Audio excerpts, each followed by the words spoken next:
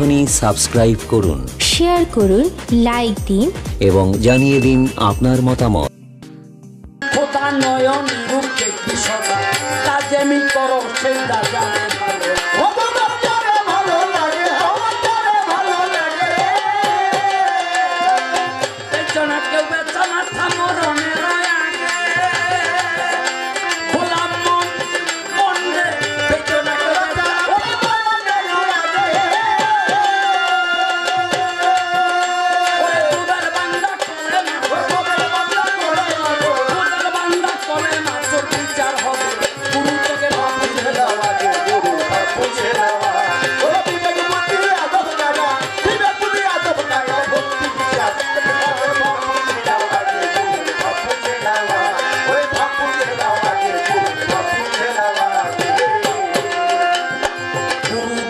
ভক্তের বাড়ি, সেই রাত্রে মিলন করলে স্বামী স্ত্রী, শুকাইবে তার দেহ তরি ধরবে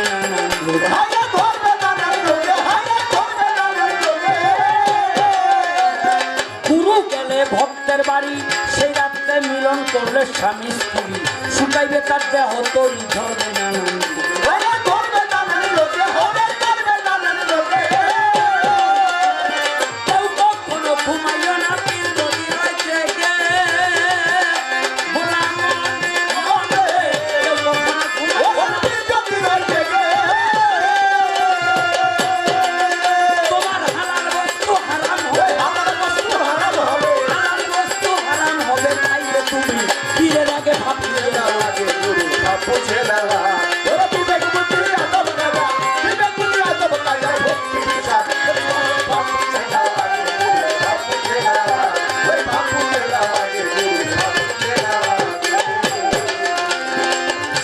সারা বুঝে নিও কি ধন গুরুর অতি প্রিয়, না চাইতে সঙ্গে দিও যখন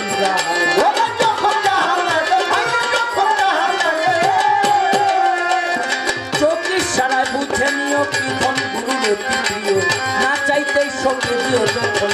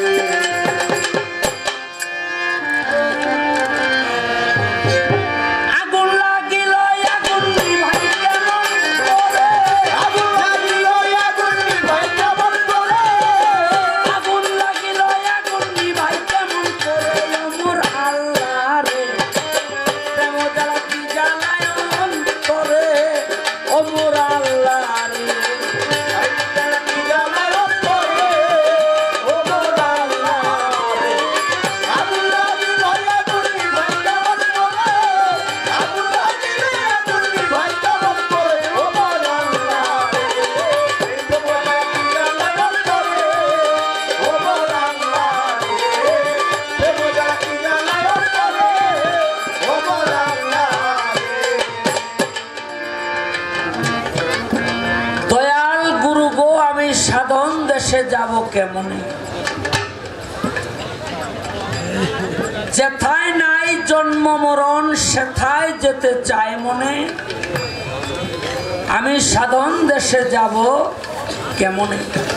বাবারে, সাধক রজ্জওয়ালি দেওয়ান সাহেব তার আরেকটি কালামের মধ্যে বলেছেন, কাম ক্রোধ 6 জেলা ছেড়ে যেতে হবে কর্মপুর, ভেবে দেখ মন সাধন রাজ্য বহুদূর। তাহলে এই যে কাম 6টি রিপু, কাম ক্রোধ লোভ লালসা মদ মাৎসর্য, এই যে 6টি রিপু, এই 6টি রিপু গুরুর পায়ে জলাঞ্জলি দিয়া গুরুর আদেশ নির্দেশ যদি পালন করতে পারে সেই ব্যক্তি তার সাধন জীবনে কামিয়াব হতে পারে।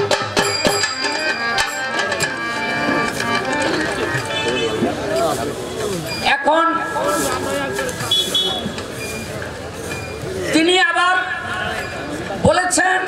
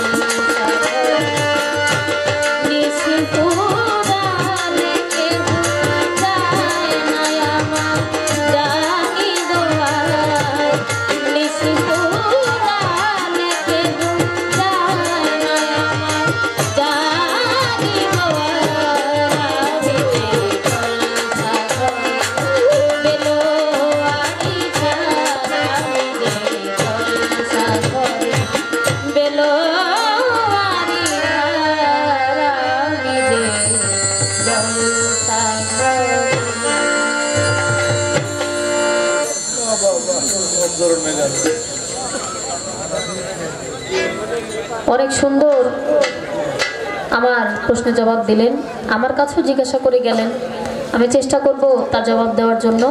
তার আগে আমি আমার পালা থেকে একটি গান করি, চেষ্টা করব তিনি যা জিজ্ঞেস করেছেন তার জবাব দেওয়ার জন্য।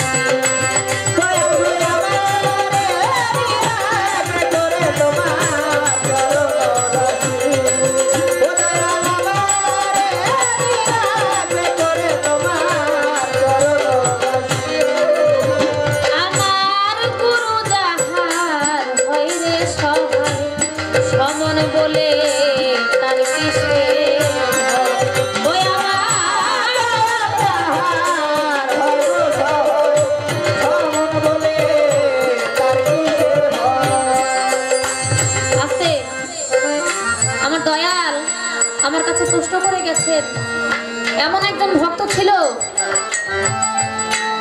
যার বাড়িতে গরুর মাথা ফেটে যায় এবং সে খেলাফত পায়। এমন কোন ভক্ত যে কিনা মাথায় বাড়ি মেরে খেলাফত নিছিল। একদিন নারদ মুনি নদী পার হয়, নদী পার হয়ে যখন ওই পার যায় তখন নৌকার মাঝি যে তার কাছে টাকা চায়, নৌকা পার করার বিনিময়ে যখন টাকা চায় তখন নারদ মুনি বলে আমার কাছে তো কোনো টাকা পয়সা নাই, তো তোর বৈঠাটা একটু মাইপা দেখ তো কয় হাত। ওই বৈঠা মাপার পরে দেখেন বৈঠাটা ছিল 10 হাত। তখন বলে তোরে আমি এইটাই দিয়ে গেলাম, তুই এই 10 হাত জ্বলতে থাক, তোরে আমি এইটুকুই দিয়ে গেলাম। এই বইলা যখন নারদ মুনি চলে যায় তখন ওই নৌকার মাঝে তো 10 হাত জ্বলতে থাকে। যখন 10 হাত জ্বলতে থাকে তখন তার জপনা এতই গভীর হয়ে গেল, তার সেই জপনার কারণে স্বয়ং দুর্গা 10 হাত নিয়ে সেই নৌকায় হাজির হয়। যখন মা দুর্গা সেই নৌকার মধ্যে হাজির হয়, ওই মাঝি জিজ্ঞেস করে তুমি কে? কয় আমি কে মানে তুই না এতক্ষণ জপনা করলি 10 কইয়া, এই জন্যই তো আমি আসলাম। তখন কয় তোমার নাম কি? কয় আমার নাম দুর্গা। কয় তোমার নাম দুর্গা, আচ্ছা ঠিক আছে তুমি একটু দাঁড়াও, আমি আমার গুরুর কাছে গিয়া বইলা আসি। তখন দৌড়াইয়া নারদমুনি তো পারেই ছিল, যাইয়া তাকে বলে দয়াল গো, আপনি যে আমার দশা দশা জোরতে কইলেন, এখন 10 হাত নিয়ে তো এক মহিলা আবার নৌকার মধ্যে হাজির হয়েছে। কয় কি কস? কয় হ। কয় তার নাম কি? কয় দুর্গা। কয় দুর্গা তো নৌকায় আসছে, আসা যাইয়া ক হের গুরু কেটা হেরাইতে। তখন ওই মাঝি আবার নৌকায় আইসা বলে আমার দয়াল বলছে আপনার গুরুকে, তারে আসতে বলেন। দশার গুরু তো মহাদেব।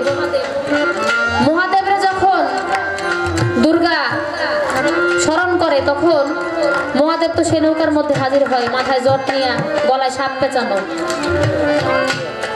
যখন মহাদেব সেই নৌকার মধ্যে প্রকট হয়, ওই মাঝি তাকে জিজ্ঞেস করে তুমি আবার কে, জটপট নিয়ে আমার নৌকার মধ্যে উঠছো? তখন মহাদেব বলে তুই না আমারে কইলি, আমার নাম স্মরণ করলে, এই জন্যই তো আমি আসলাম। আমি দুর্গার স্বামী এবং তার গুরু। আপনার নাম কি? আমার নাম মহাদেব। কয় আপনার নাম মহাদেব, আচ্ছা আমি আমার গুরুরে গিয়ে একটু বলে আসি। আবার যায় গুরুর কাছে, যাইয়া যখন বলে যে আমার নৌকায় তো মহাদেব আসছে। কয় তোর নৌকায় মহাদেব আসছে? আচ্ছা তুই যাইয়া ক হের গুরু কেটা তারে তোর নৌকায় আসতে। যখন ওই মাঝি যায় বলে আপনার গুরুকে, তারে আসতে বলেন। ওই মাঝি এই কথা বলার পরে মহাদেব যখন তার গুরুকে স্মরণ করে, তখন স্বয়ং কৃষ্ণ তার নৌকার মধ্যে আসে। কৃষ্ণ আসার পরে দেখে তার হাতে বাঁশি, মাথায় ময়ূরের পাক। কয় আপনি আবার কে? কয় তুই না আমার আসতে কইলি, আমি তো কৃষ্ণ। কয় আপনি কৃষ্ণ? মহাদেবের গুরু, আচ্ছা ঠিক আছে আমি আমার গুরুর কাছে যাই, যাইয়া বলি। আবারও যায় গুরুর কাছে, যাইয়া যখন আবার কৃষ্ণের কথা বলে, আবার শিখা দেয় গিয়া বলবি তার গুরুকে, তারে আসতে। আসলে নারদ মুনি তার ভক্তকে বিশ্বাস করতেছিল না। ওই ভক্ত যখন নৌকায় যায়, যাইয়া বলে আপনার গুরুকে, তারে আসতে বলে। তখন শ্রীকৃষ্ণের প্রেমের গুরু ছিল শ্রী রাধিকা। যখন তার গুরুকে সে স্মরণ করে, তখন শ্রী রাধিকা অষ্টসখী নিয়ে তার নৌকার মধ্যে হাজির হয়। এখন নৌকা তো ডুবে ডুবে ভাব, এখন কি করে? দৌড়াইয়া তার গুরুর কাছে যায়, বলে দয়াল আপনি একটু জলদি আসেন, আমার নৌকা তো ডুবা গেল, আপনি আমার কি জপনা শিখা দিয়ে আসলেন, আমার নৌকা তো ডুবে যাইতেছে। তখন যখন নারদ মুনি নৌকার পাশে আসে, আয়সা জিজ্ঞেস করে কি রে তোর নৌকায় না বলে দুর্গা, মহাদেব, কৃষ্ণ, শ্রী রাধিকা সবাই আসছে, কই আমি তো কেউ দেখি না। আপনি দেখেন না এই যে বসে রয়েছে আমার নৌকার মধ্যে? কই আমি তো কিছু দেখি না। তখন ওই ভক্ত আক্ষেপ কইরা মনের মধ্যে জিদ নিয়া তার সেই গুরুর মাথায় বৈঠা দিয়ে একটা বাড়ি মারছিল। ওই বাড়ি মারার সাথে সাথে সেই গুরুর জ্ঞান নয়ন খুইলা যায়। ওই মাথা ফাটাইছে, ওই বৈঠা দিয়া মাথাটা ফাটানোর পরে ওই ভক্তকে, ওই মাঝিকে তার ভক্ত বলে স্বীকার করে যে তুই আমার সত্য ভক্ত। এই ছিল সেই ঘটনাটা, যে ভক্ত কিনা গুরুর মাথায় বাড়ি মাইরা মাথা ফাটায় খেলাফত নিছিল। আমি যতটুকু সম্ভব চেষ্টা করলাম জবাব দেওয়ার জন্য। তিনি আরো একটি প্রশ্ন আমার কাছে রেখে গেছেন, আমি চেষ্টা করবো জবাব দেওয়ার জন্য। আগে আমার গানটি আমি শেষ করি।